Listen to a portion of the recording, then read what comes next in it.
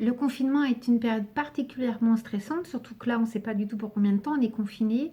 Donc, pour les personnes que vous risquez d'avoir au téléphone, il est probable que celles qui vous appelleront sont stressées, angoissées, et d'autant plus qu'elles ont vécu soit des deuils récents, soit des événements traumatiques, par exemple des violences conjugales, ou pourquoi pas pour les plus âgés, la guerre, parce que ça réactive beaucoup de choses, le fait de se retrouver contraint de rester chez soi. Alors, on a des chez-soi très agréables et puis des chez-soi vraiment déjà au départ très, très pénibles. Donc, il y aura aussi une grande inégalité par rapport à ça. Ce qui va être important, c'est de rassurer les gens par rapport à leur ressenti.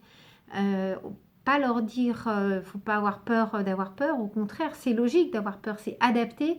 On va éviter le mot normal, qui était quand même assez culpabilisant, mais plutôt utiliser le terme adapté. C'est adapté d'avoir peur dans un contexte particulièrement stressant et d'aider les gens à essayer de trouver des petites astuces. Quand ils ont peur d'habitude, qu'est-ce qu'ils font? Pouvoir penser à des choses positives qu'on a vécues, à des choses positives qu'on a envie de faire plus tard.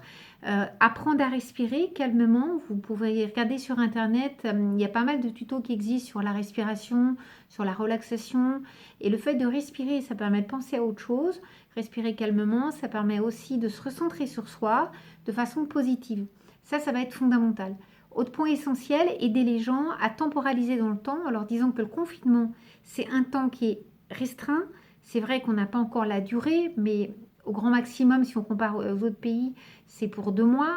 Au-delà, on ne va pas rester confiné à vie, contrairement à ce qui aurait pu se passer s'il y avait une catastrophe industrielle, par exemple. Là, c'est un confinement long, mais qui n'est pas éternel. C'est aussi important de le rappeler. Ça va se terminer.